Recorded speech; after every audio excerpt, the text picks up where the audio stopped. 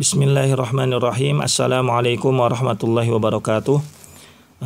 Ikhwan dan akhwat kelas 11 PK, kita kembali melanjutkan pada sesi video yang kedua ini berkaitan tentang hadis munkar. Contohnya Ustadz bacakan kembali contoh hadis munkar, dan untuk contoh hadis munkar ini itu mengacu kepada dua definisi ini, yaitu definisi yang pertama dan definisi yang kedua.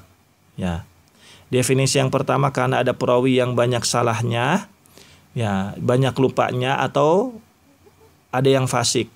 Definisi yang kedua karena hadis tersebut menyelisih hadis yang diriwayatkan oleh perawi yang sikoh. Nah, kita bacakan dulu. Misaluhu, contohnya, misalun li ta'rifi al-awwal. Contoh dari definisi yang pertama. Ingat, definisi yang pertama adalah apa? Ketika di dalam periwayatan tersebut, di dalam sanad tersebut ada perawi yang banyak salahnya atau banyak lupanya atau muncul kefasikannya. Ma rawahu An-Nasa'i, hadis yang diriwayatkan oleh perawi Imam An-Nasa'i, hadis yang diriwayatkan Imam An-Nasa'i wa Ibnu Majah dan Imam Ibnu Majah, min riwayati Abi Zukair, dari riwayat Abu Zukair, Yahya bin Muhammad bin Qais. Yahya bin Muhammad bin Qais. Nama Abi Zukair ini adalah Yahya bin Muhammad bin Qais. An Hisham bin Urwah, dari Hisham bin Urwah. An abihi, dari ayahnya yaitu Urwah. An Aisyah, dari Aisyah secara marfu. Marfu itu maksudnya dinisbatkan kepada Nabi SAW. Kulu, makanlah oleh kalian. Ini bunyi hadisnya. Kulu, makanlah oleh kalian. Al-balaha, kurma yang muda. Bitamari, ya, dengan kurma yang tua. Fa inna bana adama, karena sesungguhnya anak Adam, idza akalahu, jika memakannya, Godiba asyaiton, maka syaitan akan marah. Nah, atam al-balha ini adalah sejenis kurma yang belum matang, ya, yang masih berwarna hijau. Jadi fase pematangan kurma itu 3 bagian. Satu al-balha, yang kedua adalah ar-rutab, yang ketiga adalah at-tamr. At-tamr ini matang sempurna, yang manis sekali, ya, yang berwarna kecoklatan atau kehitaman. Qala An-Nasa'i, Imam An-Nasa'i mengatakan, hadza hadisun munkar. Hadis ini munkar. Kenapa? Tafarrada bihi Abu Zukair. Karena hadis ini hanya diriwayatkan oleh Abu Zukair. Tidak ada penguat sanad yang lainnya selain dari Abu Zukair. Dan Abu Zukair ini adalah perawi yang banyak lupanya, banyak salahnya. Walaupun apa? Wa huwa syekhun shalih, walaupun dia adalah orang yang soleh, ya, syekh yang soleh. Akhrajahu Muslim fil mutaba'at. Imam Al-Muslim, ya, meriwayatkan hadis dari Abu Zukair. Tetapi apa? Tetapi hadis yang diriwayatkan oleh Abu Zukair, hadis yang lain yang diriwayatkan oleh Abu Zukair yang disebutkan oleh Imam Al-Muslim ini, itu diriwayatkan karena ada sanad atau jalur periwayatan yang lain yang menguatkannya, sehingga bisa dicantumkan di dalam kitab Sahih Muslim. Nah, sedangkan hadis ini, ya, hadis ini yang disebutkan tadi, Kulu al-balha, ya, diriwayatkan oleh Imam An-Nasa'i, itu tidak ada penguatnya, sehingga diputuskanlah oleh Imam An-Nasa'i bahwa hadis ini adalah munkar, karena tidak ada sanad yang menguatkan kecacatan yang dimiliki oleh Abu Zukair ini, yang banyak lupanya, banyak salahnya.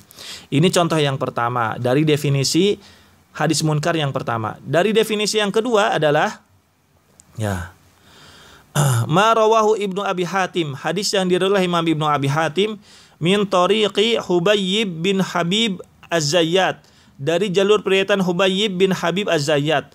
An Abi Ishaq, dari Abu Ishaq. Anil Aizar, dari Aizar bin Hurais. An Ibni Abbas, dari Abdullah bin Abbas. Ani Nabi SAW, dari Nabi SAW. Perhatikan di sini Abdullah bin Abbas meriwayatkan dari Nabi SAW, berkata, man aqama sholata, siapa yang menegakkan salat, wa ataz zakata, dan menunaikan zakat, wa hajjal baita, dan menunaikan haji ke Baitullah, wa shoma, dan berpuasa, wa qara'ad dhaifa, dan memuliakan tamu, dakhalal jannah, maka dia masuk surga. Qala Abu Hatim, Imam Abu Hatim mengatakan, huwa munkar, hadis ini munkar. Kenapa? Li'anna ghairahu minats thiqat, karena perawi yang lain yang sikoh, nah, rawahu an Abi Ishaq mauqufan, ya, meriwayatkan dari Abi Ishaq. Abi Ishaq ini itu mauqufan. Maksudnya adalah apa? Bahwa hadis man aqama sholata wa ata zakata wa hajjal baita wa shoma sampai akhirnya itu bukan perkataan Nabi, tetapi mauquf adalah perkataan sahabat, itu Abdullah bin Abbas radhiyallahu anhuma. Tetapi kenapa dari jalur Hubayy bin Habib Az-Zayyat ini dia adalah perawi yang dhaif, meriwayatkan bahwa hadis ini diriwayatkan langsung kepada Nabi SAW dari Abdullah bin Abbas. Padahal di riwayat yang lain yang diriwayatkan oleh perawi yang thiqah itu mengatakan bahwa hadis ini bukan perkataan Nabi tapi perkataan Abdullah bin Abbas. Namanya hadis mauquf yang dikatakan oleh sahabat Nabi. Nah, maka ulama yang mengatakan atau perawi thiqah yang mengatakan hadis ini adalah hadis mauquf disebutnya hadisnya ma'ruf, yang lebih layak diambil. Nah, nanti di pembahasan ma'ruf karena contohnya sama dengan contoh yang ini. Ya, rutbatuhu tingkatannya. Yatabayyanu min ta'rifai al-munkari al-madhkuraini anifan annal munkara min anwa'id dha'ifi jiddan. Nah, jadi harus diingat bahwa berdasarkan dua definisi hadis munkar yang sudah disebutkan tadi, bahwa munkar itu termasuk apa? Jenis hadis dhaif yang atau hadis lemah sekali. Ya, termasuk salah satu jenis hadis yang lemah sekali. Maka tidak bisa dijadikan hujjah. Karena salah satu hadis dhaif yang bisa dijadikan hujjah dalam fadhail a'mal, dalam keutamaan-keutamaan amal adalah an yakuna dhu'fu ghairu syadid. Ya, kedhaifannya itu tidak parah. Sedangkan hadis munkar itu adalah hadis yang dhaif dan kedhaifannya adalah parah. Nah, itu yang bisa kita jelaskan. Jadi intinya apa? Hadis munkar baik definisi yang pertama atau definisi yang kedua itu adalah dhaifnya parah. Ya, kedhaifannya adalah sangat parah, kelemahannya adalah sangat parah dan tidak bisa dijadikan hujjah.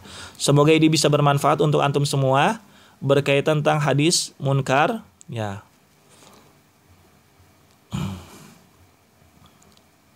Dan insya Allah di pertemuan berikutnya kita akan bahas tentang hadis ma'ruf. Cukup sampai di sini saja. Subhanakallahumma bihamdika asyhadu an la ilaha illa anta astaghfiruka wa atubu ilaik. Apabila ada yang belum paham mohon ditanyakan, mohon dijapri ke ustadz atau ke ustadzah yang mengajar antuna, ya. Dan semoga Allah Subhanahu wa taala memberikan kemudahan kita dalam memahami pelajaran ini.